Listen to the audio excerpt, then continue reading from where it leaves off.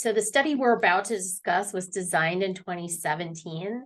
And we can definitely talk about the story of that, but the field has changed dramatically since then, all for the better, with more options available for patients with urothelial cancer that's spread or is metastatic. So in 2017, really the standard of care was frontline either chemotherapy or immune checkpoint inhibitor.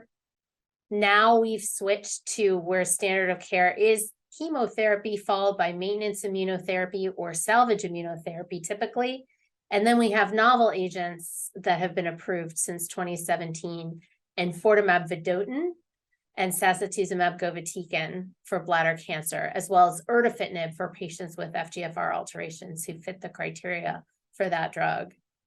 Recently, as in March of 2023, the FDA approved on an accelerated basis the first-line use of enfortumab vedotin with pembrolizumab for patients ineligible for cisplatin-based chemotherapy.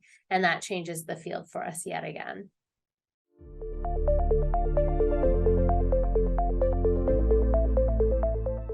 Again, rolling back to 2017, where the standard of care always incorporated an immune checkpoint inhibitor, it was always disappointing to us clinically when a patient's disease grew through immunotherapy, either initially from the get-go, refractory disease, or resistance that developed during the course of treatment after an initial response. And it's that group of patients for which there really is still an unmet need. It was more unmet in 2017 than it is today.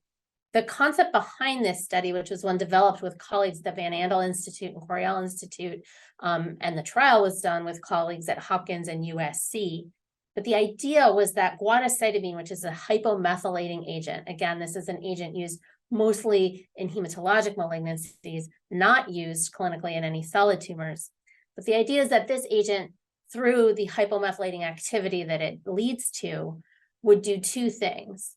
One, reinvigorate exhausted T cells to enhance the immune response to checkpoint inhibitor, and two, induce endogenous retroviral activity that would make these tumors more immunogenic. So our thought and premise was twofold, that guadecitabine would do this, and that it would do this in a group of patients who had not, I should say, who were refractory or resistant to their prior checkpoint. So the idea was to then get atezolizumab, another checkpoint, in some cases the same checkpoint the patient had received, in other cases a different one, to get that to work again and to get that nice immune response that some of our patients who are fortunate can enjoy.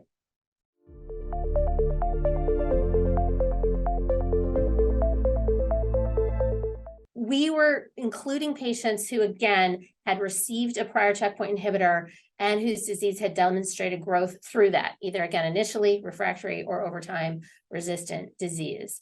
There were a variety of other inclusion criteria, but most of those were standard. We tried to be very inclusive. The primary endpoint of the study was response rate. We wanted to see these tumors shrink with treatment. And then secondary endpoints were standard overall survival, progression-free survival.